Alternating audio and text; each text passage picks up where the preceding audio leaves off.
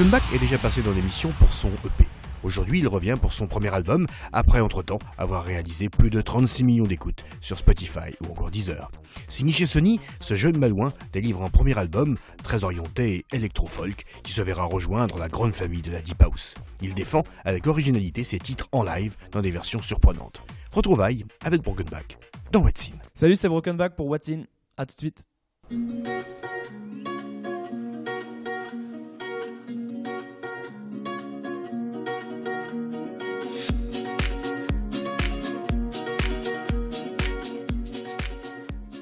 J'ai appelé l'album Brokenback, il est éponyme, parce que Dos Cassé, c'est vraiment l'état d'esprit dans lequel j'étais quand j'ai composé toutes ces chansons. Et c'est quelque chose musicalement qu'on peut retrouver un peu, j'aime beaucoup tisser ce paradoxe un peu nostalgique entre quelque chose de joyeux et une musique qui peut être joyeuse et des textes qui peuvent être beaucoup plus froids ou complètement l'inverse, des textes burlesques avec une musique beaucoup plus froide, comme sur Got to Go par exemple.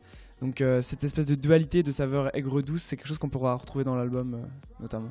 Il y a un autre paradoxe aussi qu'on peut retrouver, c'est ce côté que j'aime bien tisser entre la folk et l'électro, le côté interprète, auteur, compositeur versus le côté producteur, qui est une autre casquette. Donc voilà, c'est vraiment cette dualité-là qui m'intéresse de tisser et sur laquelle je m'éclate.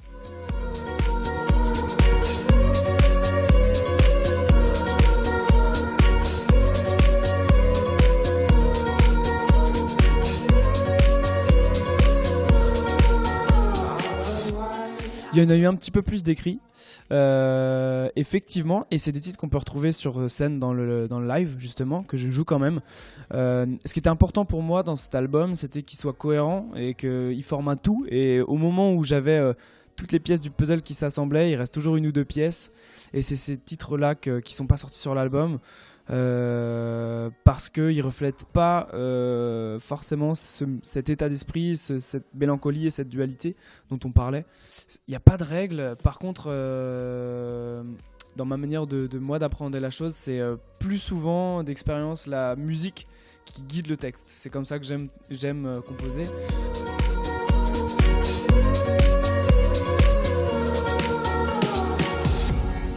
Sur scène, c'est beaucoup plus organique.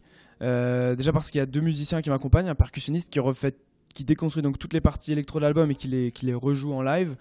Et ensuite, il y a aussi depuis peu une nouvelle musicienne avec nous qui s'appelle Akemi, qui fait de la basse, de la guitare électrique, du piano, du chant. Elle fait presque tous les instruments. Et donc en fonction des morceaux, elle switch. Et ça amène un côté vraiment organique et même en termes de son, de pouvoir rejouer, d'avoir vraiment le grain d'une guitare électrique, d'une Gretsch avec des pédales de reverb en live. Ça change vraiment aussi la couleur finalement du son sur le moment et donc ça permet d'avoir quelque chose de plus organique.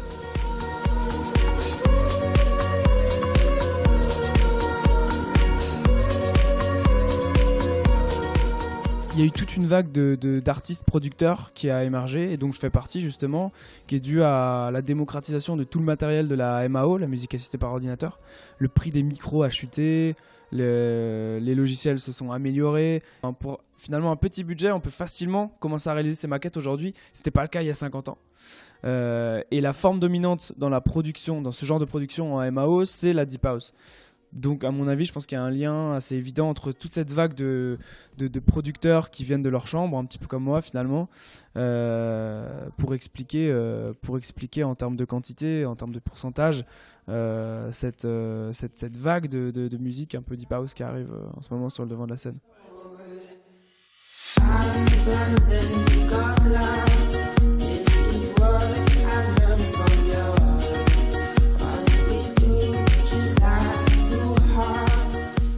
Young Souls qui était présent dans l'EP, qui est représentant dans l'album parce qu'il traite de l'enfance et il me rappelle ce paradoxe.